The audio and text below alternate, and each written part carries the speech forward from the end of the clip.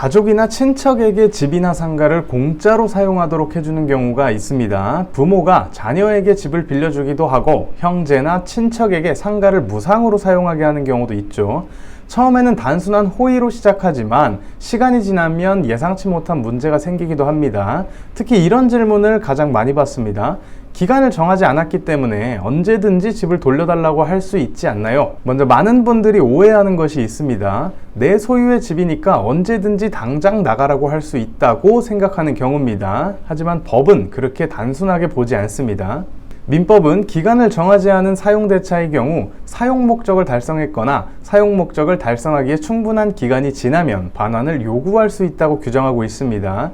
문제는 여기서 말하는 충분한 기간이 몇 년인지 법에 정해져 있지 않다는 겁니다. 그래서 실제 소송에서는 법원이 여러 사정을 종합적으로 판단합니다. 가장 먼저 보는 것은 왜 그 부동산을 빌려주게 되었는지입니다. 예를 들어서 경제적으로 어려운 가족을 돕기 위해서였는지, 사업이 안정될 때까지만 사용하게 하려던 것인지, 자녀의 학업이나 생활을 위해 제공한 것인지 등을 살펴봅니다.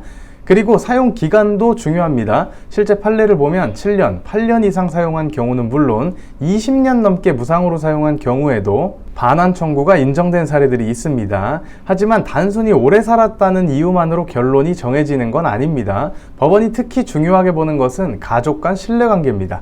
사용대차는 대부분 가족 간의 믿음과 호의로 시작합니다. 그런데 시간이 지나면서 금전 문제로 다투거나 상속에 대한 분쟁이 생기거나 서로 소송을 하는 상황까지 가게 되면 처음의 신뢰관계가 깨졌다고 평가될 수 있습니다. 이런 경우는 반환 청구가 인정될 가능성이 높아집니다.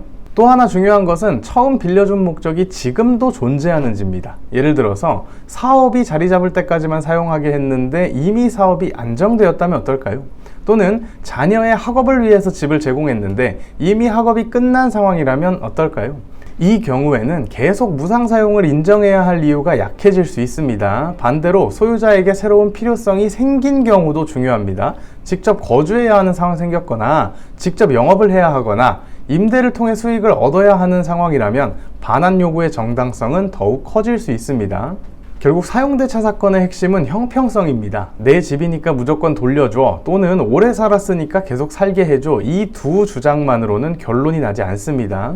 법원은 누구의 필요성이 더 큰지, 신뢰관계가 유지되고 있는지, 처음 사용 목적이 남아있는지, 현재 상황이 어떤지를 종합적으로 판단하게 됩니다.